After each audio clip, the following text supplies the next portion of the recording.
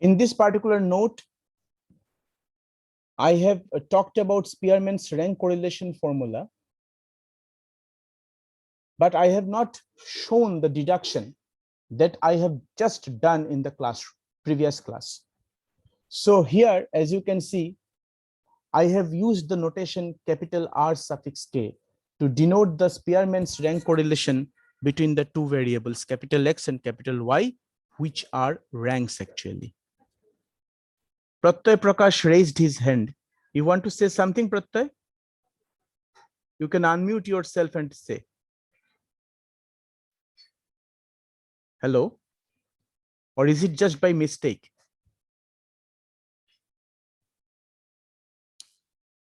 Okay.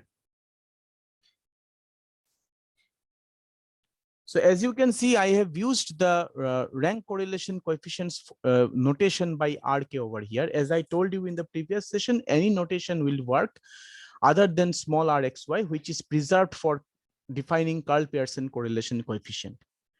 And here I have used, just do not confuse yourself with respect to the symbols that I have considered over here. In place of capital X and capital Y, I have considered here their values actually, the individual ranks, small xi and small yi. This will be, the analysis will be same in this regard, because in our case, in our analysis, I actually considered capital Xi and capital Yi as the values of the random variables capital X and capital Y. So whether you denote them by capital X or small x, that doesn't matter actually. So here I have used this notation small xi and small yi, because every time when I prepare the note, I cannot keep the track what I used in the previous session. So sometimes it is mismatched, but this is actually acceptable until they do not bear something absurd. So you can now recognize this particular formula which is there in front of you, and all the terms that are written below, their meanings are clear to you. So this formula will henceforth be considered as the computational formula for computing Spearman's rank correlation. Now here is an example for you. Problem number 1 says the ranks of same 16 students in mathematics and statistics are as follows. Two numbers within brackets denote the ranks of the students in mathematics and statistics. Calculate the rank correlation coefficient for proficiencies of this group in mathematics and statistics. So this particular problem is actually pretty simple, because the question setter already has taken the pain to arrange the group of individuals with respect to their ranks. We don't have to do it by ourselves. Okay, so this example has been taken first of all, because it is I think the easiest one. So as the ranks are given, you can you can arrange the figure in terms of rank. You can arrange the elements in terms of their ranks. You can make this chart. And also to find the correlation coefficient, what you can do, you can take the help of the Excel sheet also. But in the Excel sheet, just you have to do one thing, that you have to place these values. The Excel sheet doesn't know whether this is the thing that I want to convey to you with respect to Excel sheet. See, the Excel sheet is a program. It doesn't know what is Spearman's correlation and what is Karl Pearson. Whether you are the numbers that you are writing, whether these are ranks or the values, he doesn't understand that. He only understands the algorithm which is written on it. Okay, the algorithm is Karl Pearson correlation coefficient. So when you will place the values on the Excel sheet, he will run the program of Karl Pearson, and he will give you the result. But this result will match with your result that will be calculated manually by Spearman's rank correlation. Because after all, Spearman's rank correlation has been deduced from Karl Pearson's rank correlation. Anyways, so we have calculated the differences which are termed as deviations, and you can see that some of the deviations are 0, some deviations are negative, and some of them are positive. And this has to be 0 because sum of the deviation is always equal to 0. That has already been technically proved. That's why we calculate the square of the deviation. After calculating the square of these individual deviations, so as a 0 squared is 0, minus 8 whole square is 64, and so on, the sum of the deviations is taken, which is 136, and your job is done. When you substitute the sum into the formula, and how many observations are there, you can see there are 16 individuals. Their ranks have been chosen. So the value of small n will be 16. So all the items which are there in the formula of rank correlation are with me now. We can put those value, we can feed the formula with the values, and then the result will come out to be 0.8. And 0.8 is a pretty high correlation coefficient. Okay.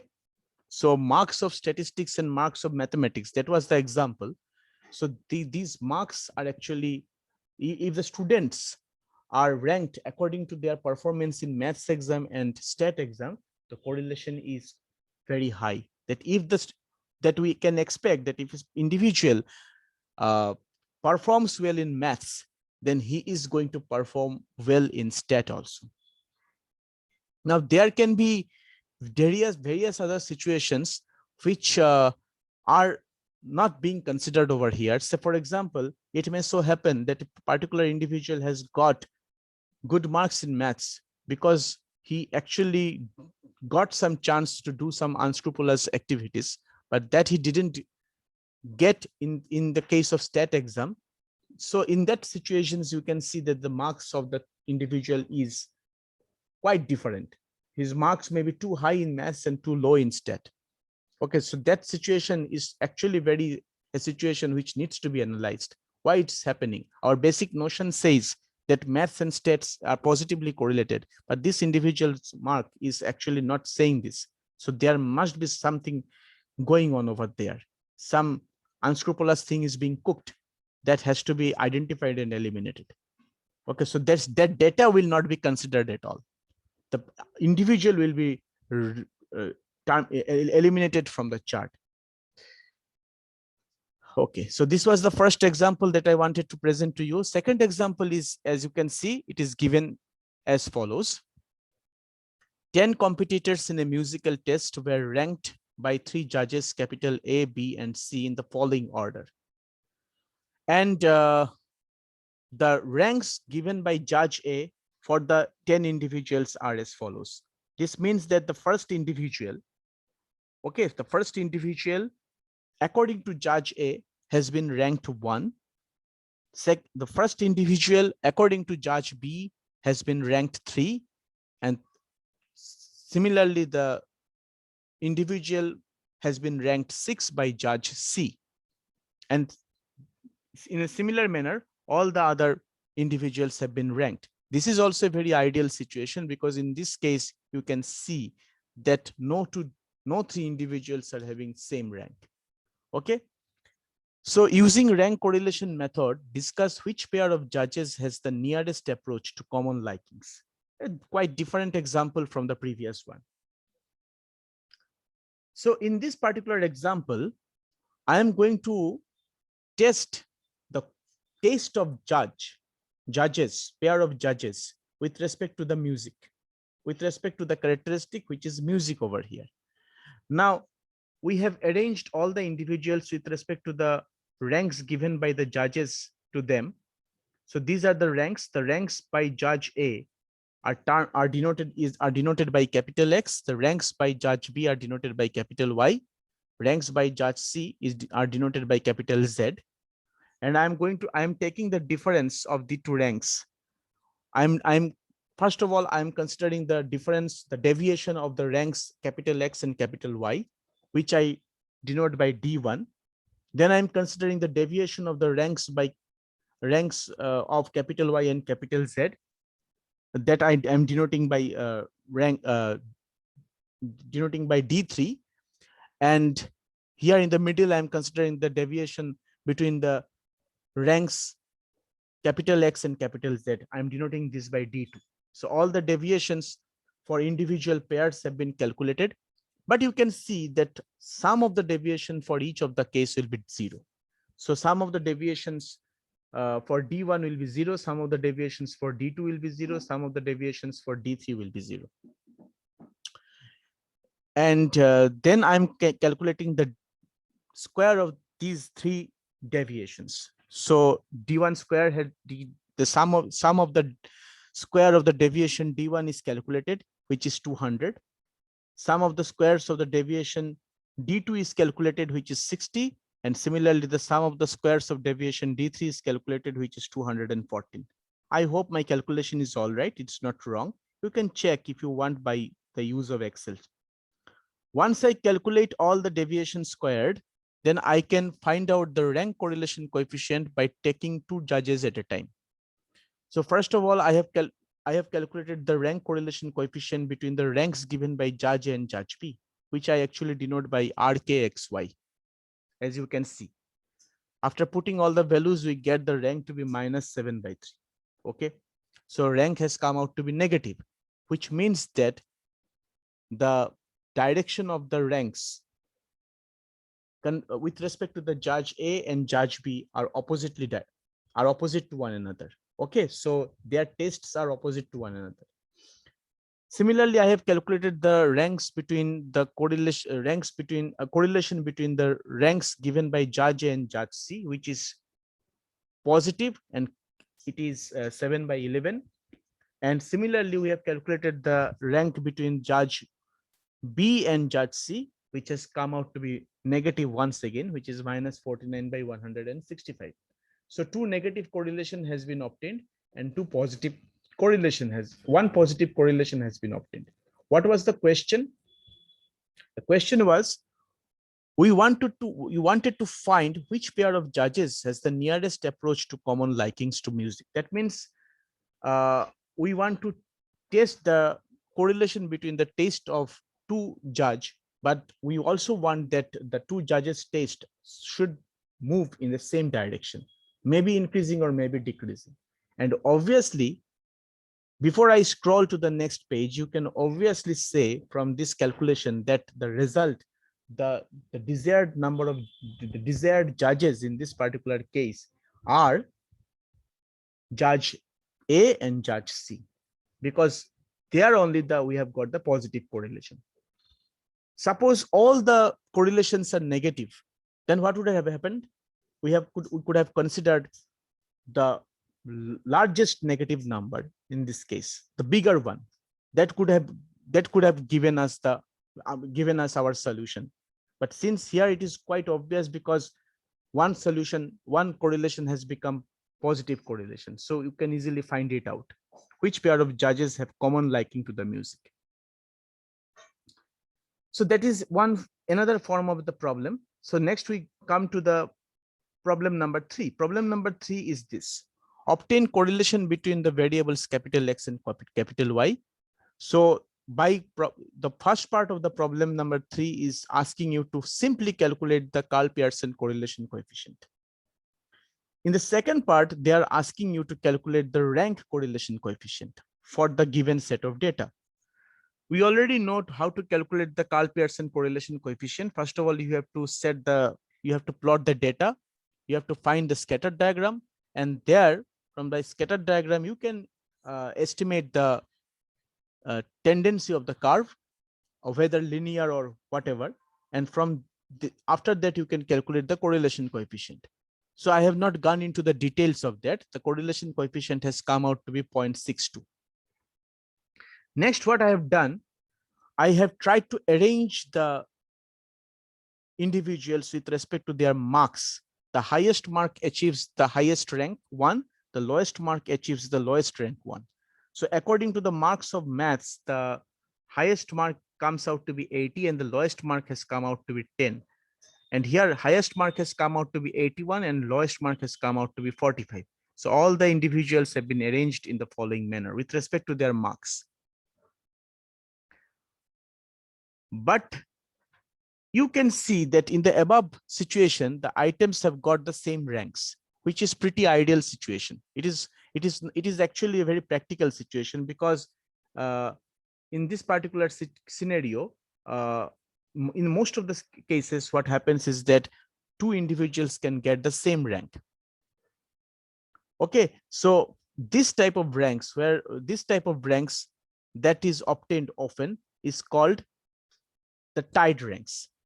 What happens in tied rank is that if two individuals are actually given the same rank, okay, so we try to calculate the arithmetic mean of the ranks, and then that arithmetic mean is allotted to the respective individual. So in this case, we consider the average of the repeated ranks and associate them to the items. After taking the first average, we count the serial number and the next number it hits. From there, the calculation of average is carried forward. Let us consider the variable x. We see the individual ranks for 75 and 75 were 2 and 3, isn't it? You see, both these marks are same, 75 and 75. So first individual has got 75, the second individual has also got 75. Here you can see the the sixth individual and the seventh individual, they both got 64.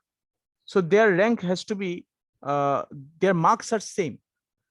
But if I want to arrange them serially, so any of the two individuals can be placed at the second position and any of the individual can be placed in the third position. We can, if suppose this is the individual named capital A and this is the individual named capital B. So this particular cell can be either of A or B, and this particular cell can be either of A and B.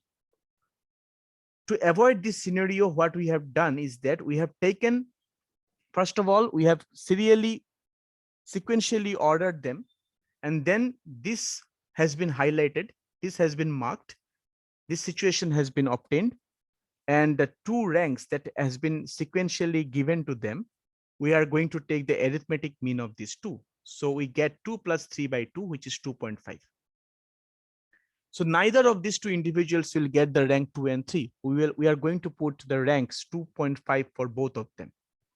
Similarly, you come to the another part, which is called 64. Not only sixth person and seventh person, but the fifth person has also got 64. So sequentially, if I want to arrange, suppose the names of this persons are names of these persons are A1, A2, A3. So this person can be A1, this person can be A2, this person can be A3, or any of the 6 possible arrangements can be done.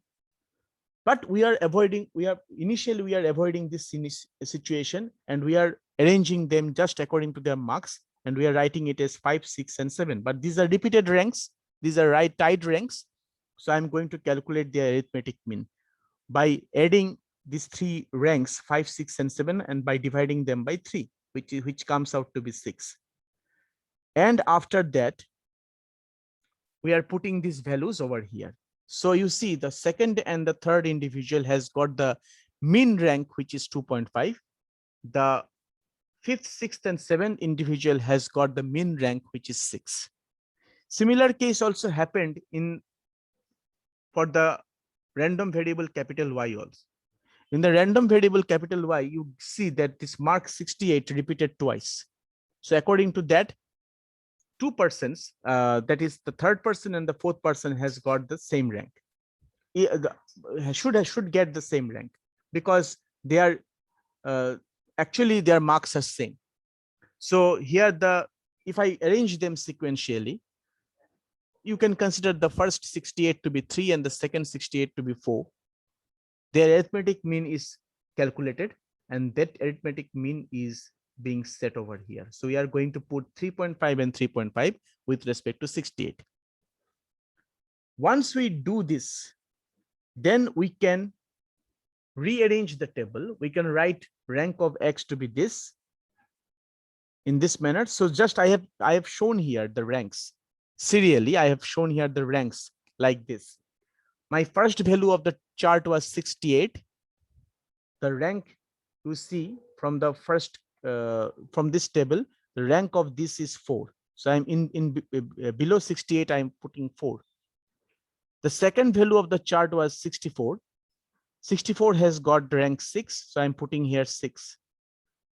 The third value of the chart is 75. The rank obtained was 2.5. I'm putting 2.5. And in this manner, I am filling up all the data.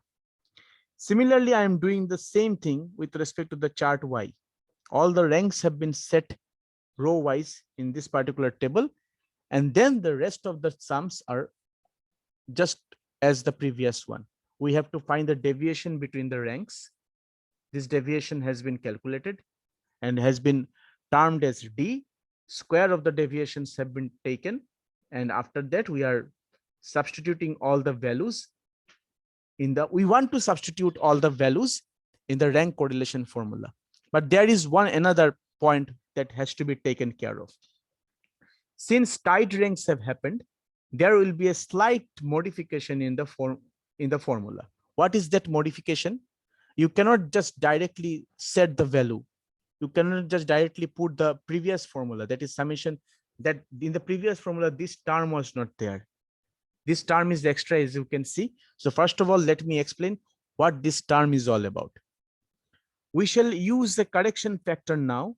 To summation d square, we add the quantity m into m square minus 1 by 12. For each value repeated where m is the number of times a value occurs. Now, with respect to our given problem, what we find is that in the above, two such correction factors are there, presence. 75 appeared twice for the random variable capital X and 64 appeared thrice for the random variable capital X. So the correction factor for these two values will be 2 into 2 square minus 1 by 12 plus 3 into 3 square minus 1 by 12, total of which is 5 by 2. Now you go to the random variable section Y. In section Y, 68 appeared twice. So for 68, there will be a one correction factor, which is calculated as this half. And lastly, to find the rank correlation coefficient, we are substituting everything that we have obtained, but these two items, that is one 5 by 2, which is for capital X, and another is half, which is for capital Y, will be added to this quantity. And we are getting the rank correlation coefficient to be 0.545. Try to remember that the correlation coefficient between X and Y came out to be 0.62, and rank correlation between X and Y has come out to be 0.545. They are pretty close to one another. Not much difference is there. The difference which has been obtained, some sort of difference between there in the value of Karl Pearson correlation coefficient and Spearman's rank correlation coefficient, but that value has come out because of the chance factor. Okay, so but there is not a huge difference between the value of the two correlation coefficients. So that is how the Karl Pearson correlation coefficient and Spearman's rank correlation coefficient can be calculated with respect to the same set of data. So with this, I'm going to conclude at last unit 4 of our syllabus. So in our syllabus, there are 6 units, as you can see. 6 units are there. So we have completed unit 1, unit 2, and unit 4 totally. Unit 3 has been partially discussed. I have not yet discussed about this joint distribution case, which I started in one of my earlier classes. That will be discussed in the next week. And after completion of unit 3, I will come to unit 5, which is very important, and it is called the hypothesis testing, the ultimate goal of the statistics to which all of us want to reach. So with this, I'm going to conclude my today's session. We are going to meet officially once again with respect to our class. I'm saying we are going to meet again on Wednesday. And one thing that I want to tell you is that I have actually applied for one short-term course for faculty development that can start from 7th of June, and it will be for 1 week.